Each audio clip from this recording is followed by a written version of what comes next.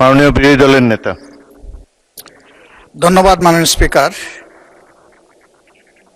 আমি দাঁড়ালেই ভালোবাসার কিছু কথা বলতে হয়। মাননীয় সদস্য এবং স্বরাষ্ট্রমন্ত্রী আমরা কালকে চলে যাওয়ার পরে আমাকে ভালোবেসে একটা কথা বলেছেন। তিনি বলেছেন যে আমি একটি অসত্য কথা এখানে বলে গেছি। আমি এটা জানতে পারলাম। তা আসলে আল্লাহ তাআলা তাকে অপূর্ব দক্ষতা দিয়েছেন। জাস্ট বোতলটা পরিবর্তন করে মেটেরিয়ালসটা ঠিক রেখে তিনি সত্যকে মিথ্যা হিসাবে এবং মিথ্যাকে সত্য হিসাবে চমৎকারভাবে পরিবেশন করতে পারেন। এই জন্য শুধু তাকে ধন্যবাদ জানানোর জন্য আমি এখানে দাঁড়িয়েছি মাননীয় স্পিকার। ধন্যবাদ, অসংখ্য ধন্যবাদ। মাননীয় বিরোধী দলের নেতা, আপনি পয়েন্ট অফ অর্ডারে নিশ্চয়ই এই বক্তব্য রেখেছেন। পয়েন্ট অফ অর্ডার চলমান বিষয়ের উপরে, এটা তো গতকালকের বিষয়, গতকালকেই শেষ হয়ে গিয়েছে, সুতরাং এটা এখন আর নতুন করে তোলার কোনো প্রয়োজন নেই। মাননীয় মন্ত্রী উত্তর দেওয়ার প্রয়োজন নাই। উনি যদি হাউসে থেকে বলতেন তাহলে নিশ্চয়ই আপনাকে রাইট অফ রিপ্লাই দিতাম। আপনি তারপর কিছু বলতে চান?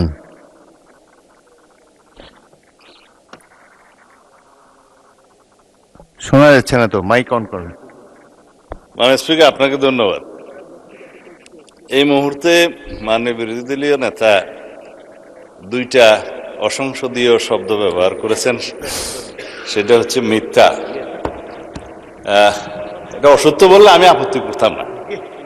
এই যে আমি কালকে মিথ্যা বলেছি বয়ান, তো এইটা মিথ্যা শব্দটা অসংসদীয় হিসেবে এটা এক্সপান্স করার জন্য আমি অনুরোধ জানাই। দ্বিতীয় কথা হচ্ছে,